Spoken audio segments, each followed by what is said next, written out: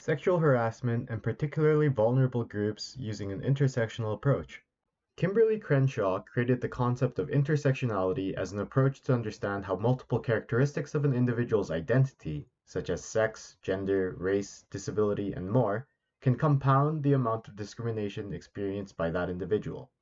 Sexual harassment in the workplace may be complicated for some people who are the more vulnerable members of a workforce, because in addition to the sexual harassment they face, they may also be subjected to other forms of harassment at the workplace. This is referred to as intersectionality.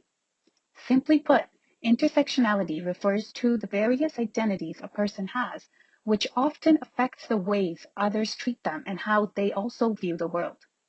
Intersectionality is a tool for critical analysis of discrimination. Thus, intersectional harassment in the workplace may happen when an employee faces harassment on more than one protected ground under an anti-discrimination law such as the Alberta Human Rights Act. Some workers who may be especially vulnerable to sexual harassment include women, temporary foreign workers, LGBTQ+ workers, Indigenous workers, disabled workers, and youth workers. For example, a colleague may harass an Indigenous woman by making negative comments about her race, gender, and sexuality. Some cases of discrimination using intersectional approach. Canadian courts and tribunals have applied an intersectional approach when dealing with cases of discrimination. In the case of Raddick and Henderson Development and Security Guard Services, the British Columbia Human Rights Tribunal stated, while the primary focus of Ms. Raddick's individual complaint is her race, color, and ancestry, the analysis of those grounds must not ignore her disability and the possibility of the compound discrimination which may have occurred. In the 2015 case of OPT and Pre-Steve Foods Ltd, the Human Rights Tribunal of Ontario awarded $150,000 and $50,000 to OPT and MPT, two complainants who had suffered serious sexual harassment at the hands of their employer. These large awards were justified by the tribunal by referencing the complainant's particular vulnerabilities as female temporary foreign workers. As temporary foreign workers, the complainant's residence in Canada was reliant on their employment, and so they felt powerless to the harassment they experienced. The tribunal stated that OPT felt compelled to comply with the personal respondent's demands on the basis of his threats to send her back to Mexico, and that MPT worked under the constant threat of being sent back to Mexico if she didn't do what she was told. The tribunal stated that the experience of being controlled by their employment relationship is shared by many temporary foreign workers.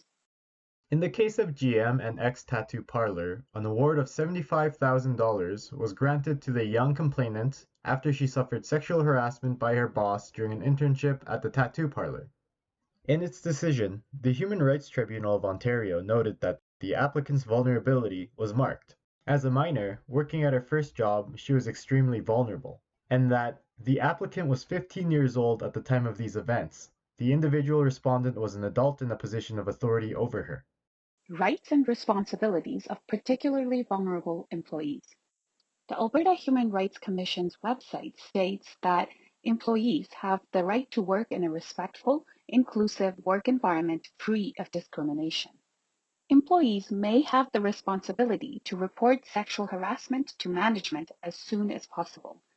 The Alberta Human Rights Commission's website states that employees are responsible for informing the supervisor or manager of any discriminatory behavior.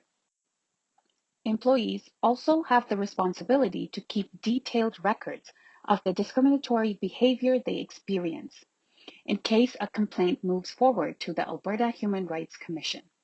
Employees may also have the responsibility to participate in an employer's investigation into discrimination. Rights and responsibilities of employers of particularly vulnerable employees. The Alberta Human Rights Commission's website states that employers are responsible for ensuring that the work environment is free of discrimination based on the protected grounds. When made aware of a discrimination allegation, employers have the responsibility to promptly investigate. When discrimination is confirmed to have happened, appropriate action must be taken by the employer to stop it. Employers can be held liable for the sexually harassing acts of their employees. As shown by the case of OPT, employers may be liable for large damage awards when employees' vulnerabilities are exploited through sexual harassment. Conclusion.